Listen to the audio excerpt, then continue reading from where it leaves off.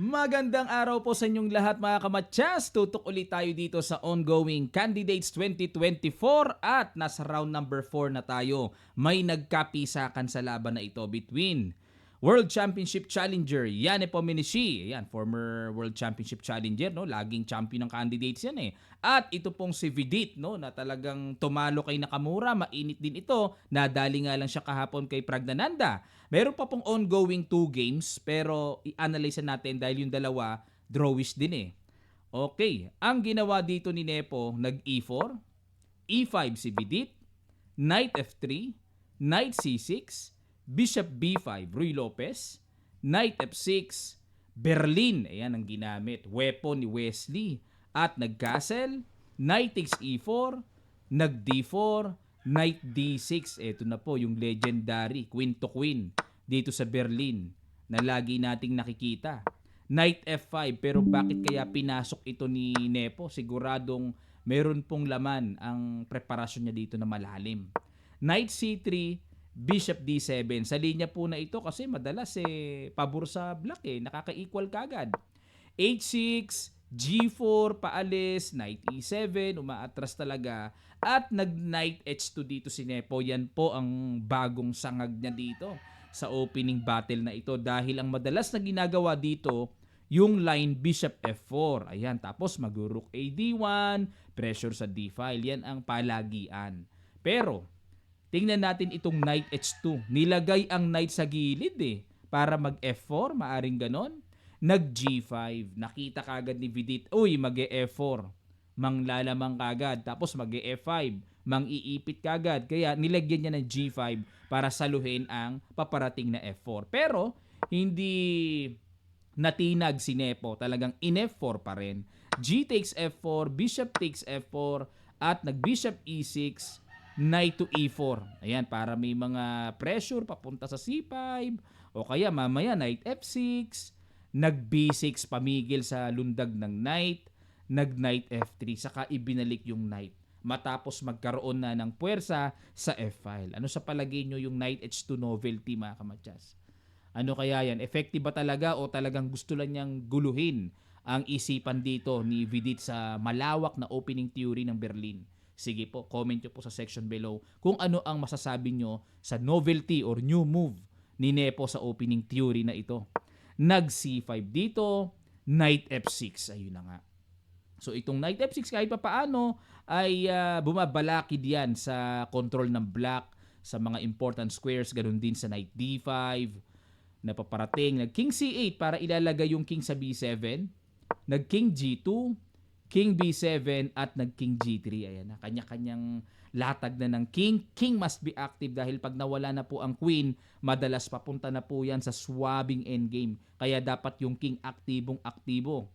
Nag A5, A3, ba may mga pakiramdaman na. A4, Rook AD1. Ayan na. Knight C6, at nag C3. Ayan, para ingatan naman yung mga hindi inaasahang paglundag mamaya. Bishop E7 at nag Knight to H4. Ayun. Kung capturein, wala namang problema. Ito pong Knight H4, ilalagay yung Knight sa F5. Malaro ang Yoka Babs ni Nepo. At nag H5 dito para pangpahina ng king side pero in advance lang G5. Ayun, para maiwasan yung mga baka mabuksan yung H-file, komplikasyon yan. Yun nga lang ang maganda sa ginawa ni Vidit dito, naantala yung paglundag ng knight kasi yung G5 push na no? Rook A5. Ayan, idea, mag-Rook B5 to attack the B2 at nag-Rook D E1. Grabe mga islug-islugan dito Rook B5, Bishop C1. Ayun, pinaubaya muna sa Bishop ang pagdepensa dyan. Nag-Rook to B3. Ayun, siguro, ang gusto dito ni Nepo, syempre kahit pa paano, nasa third rank ang Torre, ang King nasa third rank, baka mamaya makalundag ng Knight dyan, hindi pwedeng capturein, nakapin. Pero, kung ang magbabasa ay computer engine mga kamatsas, bad move. Dapat daw po ang tira dyan ay C4. Ayun. At tutukan din naman na i-pressure yung pawn E5. Tapos mag-G6 dito. F takes G6. Knight takes G6. Tapos mag-Rook D8. Ayan, etc. etc. Pero maganda ang evaluation bar dito ng black kung atin pong titignan. Ano? O, balik tayo. Pero nag-rook B3 dito si Vidit at nag-G6 na si Nepo. Ayan na. F takes G6, Knight takes G6, nag-rook D8. Ayun, pinagkakaina. Capture, capture, at nag-Knight takes H5. Kaya naman pala ginawa yun para yung Torre malihis sa pagkakadepensa dyan sa H5. At dito may extra pawn ngayon ang puti sa H-file. Pero tignan natin, malayo-layo pa yan.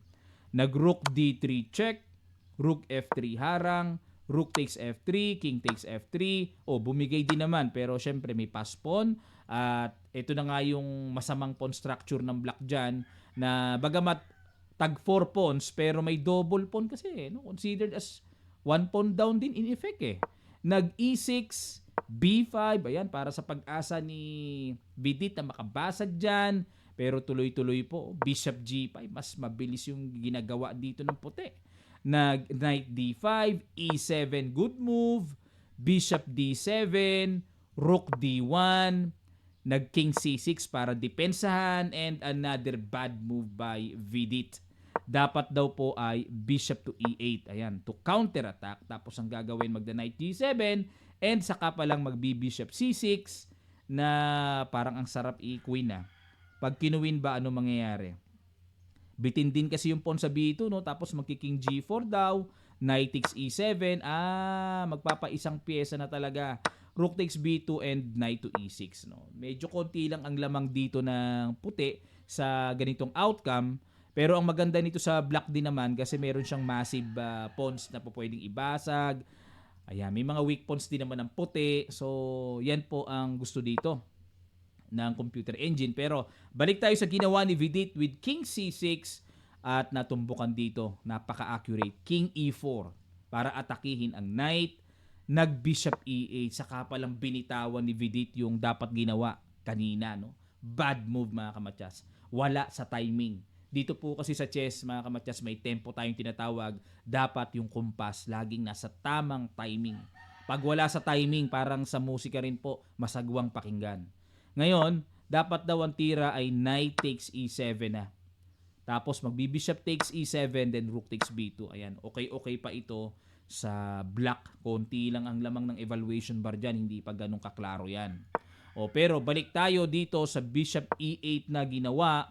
Ayan, dito ko nanonood kanina nasilip ko ito sa live, medyo nako-complicate ako na ang nakakailang kasi dito yung may mga capture sa B2 rin.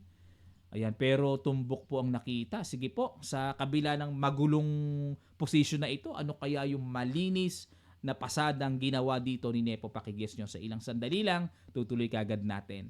Start.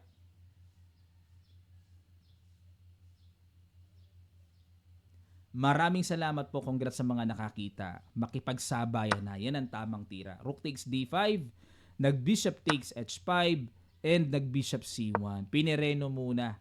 Huwag munang makapture yung pawn B2. Para malinis na pag nag-Rook D8, E8 Queen, talagang buong-buong isang pyesa ang lamang ng puti. Medyo nagpakasigurista dito si Nepo. Nag-Bishop G6 check, King E5 at nag-B4. Yan na lang ang pag-asa, makagulo-gulo kasi nakahawla yung Torre mga kamatyas. Diba kinakantahan natin yan, yung kanta ng Boysen? Habang buhay, ako sa'yo'y naghihintay. Umaraw man o umulan, di sasablay. Diba yun yung kanta ng Boysen, yung nakahawla? Kaya wala siyang magawa. Gumagawa siya ng mga kaparaanan para tibagin ang bakal ng pagkakareha sa kanya. Pero nag-King F6 dito para atakihin ang Bishop, Bishop E8 at nag-Rook D8. Sunod-sunod po ang napaka-inam na tira dito ni Nepo. Nag-B takes A3, nakahang pa rin, nag-Bishop D7. Dito kasi mga kamatyas, pwede rin natin kasing i-consider na what if na makipagsabayan ng gulo-gulo ang black dyan. Makikipagsabayan lang po. At kapag kinapture ang Bishop, mag-Rook F8 lang. And ayun na po, anytime magku-queen na. At kapag nag-Rook F1 check, simple King G5. At kung mag-check lang yan, magsisigsag lang yan hanggang sa malapitan. So dito, mag-Rook E1, E8 Queen, capture, capture, and halimbawa mag-King B5 para mag-King C4, then atakihin yung A3, magki-king F5. Hindi pa ganun kasapat ang layo ng king para maalarma sa gagawin ng black dito. Rook E3 para hindi makatawid ang king. Pag nag-king D4, rook E4 check. Ayun, unti-unting mapipitas.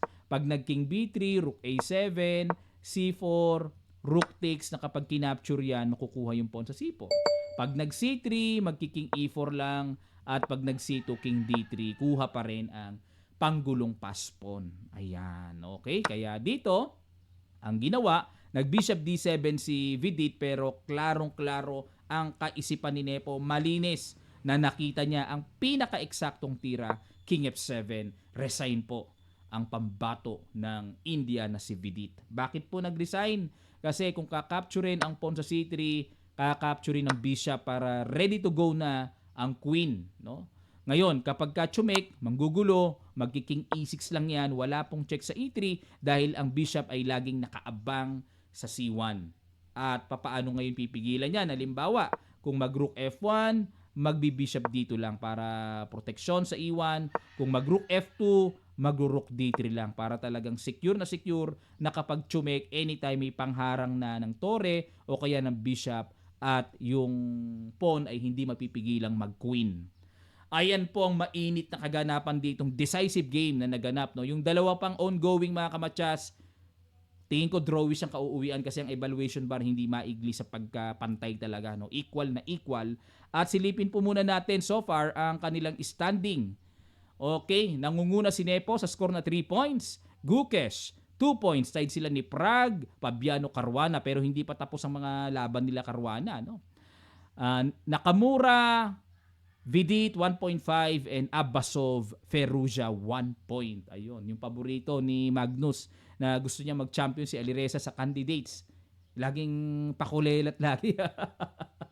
Yan ang type ni Magnus na manalo sa candidates eh. Gustong-gusto niya talagang makaabot yan sa World Championship. Hindi ko alam talaga trip ni Magnus eh. No? Matindi rin talaga eh. Ayan po mga kamatsas, maraming salamat po sa inyong matigang panonood. Sana po natuto kayo at wait lang kayo sa mga susunod pa nating updates. Sa mga gustong mag-avail ng ating Kamatsas merchandise, available po sa ating Shopee link. Punta lang kayo sa ating Kamatsas Sporting Goods Shop para makapamili po kayo ng ating mga products doon. Papadala namin sa inyo door to door. Maraming salamat. Magkita-kita pa tayo sa mga susunod pang chess updates.